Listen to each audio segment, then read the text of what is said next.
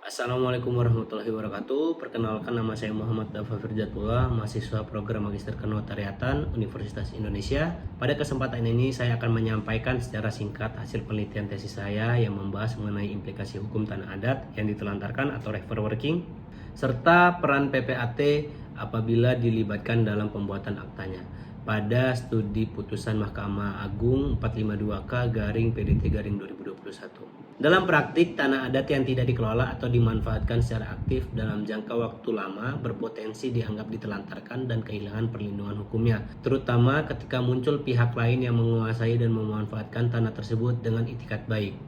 Kondisi ini menimbulkan persoalan hukum yang kompleks, baik bagi masyarakat adat, aparat pertanahan, maupun pejabat pembuat akta tanah atau PPAT yang dilibatkan dalam perbuatan hukum atas tanah tersebut. Permasalahan utama dalam penelitian ini bagaimana penerapan doktrin refer working terhadap tanah adat yang ditelantarkan, serta implikasi hukumnya terhadap status hak atas tanah.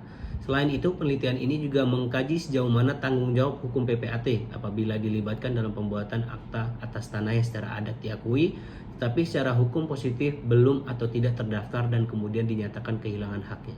Permasalahan ini penting karena dalam praktek PPAT sering berada pada posisi yang dipersoalkan secara hukum, meskipun kewenangannya secara normatif dibatasi pada aspek administratif dan formil. Penelitian ini menggunakan metode penelitian hukum doktrinal dengan tipologi penelitian eksplanatoris yang bertujuan menjelaskan dan menganalisis hubungan antara norma hukum, doktrin, dan penerapannya dalam praktik pertanahan.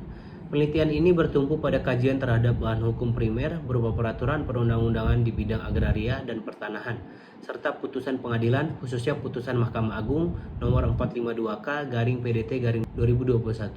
Bahan hukum sekunder berupa doktrin, pendapat ahli, dan literatur hukum digunakan untuk memperkuat analisis konseptual. Pendekatan yang digunakan meliputi pendekatan perundang-undangan untuk mengkaji norma hukum positif, pendekatan konseptual untuk menelaah doktrin refer working dan asas itikat baik, serta pendekatan kasus untuk menjelaskan penerapan norma tersebut secara konkret. Seluruh bahan hukum dianalisis secara kualitatif dengan penalaran hukum yang bersifat preskriptif analitis. Novelty dari penelitian ini terletak pada penegasan pembagian kewenangan dan tanggung jawab hukum antara PPAT, Badan Pertanahan Nasional, dan pengadilan dalam konteks tanah adat yang ditelantarkan. Penelitian ini menegaskan bahwa penerapan doktrin refer working merupakan ranah penilaian yudisial dan administratif oleh negara, bukan kewenangan PPAT. Oleh karena itu, selama PPAT telah memenuhi kewajiban pemeriksaan formil sesuai dengan peraturan perundang-undangan, akta yang dibuat tetap memiliki kekuatan otentik dan tidak serta-merta menimbulkan tanggung jawab hukum bagi PPAT. Temuan ini diharapkan dapat memberikan kontribusi teoritis dan praktis dalam pengembangan hukum pertanahan serta memberikan kepastian hukum bagi PPAT dan masyarakat adat. Demikian pemaparan singkat mengenai penelitian tesis yang saya lakukan. Terima kasih atas perhatian Anda. Wassalamualaikum warahmatullahi wabarakatuh.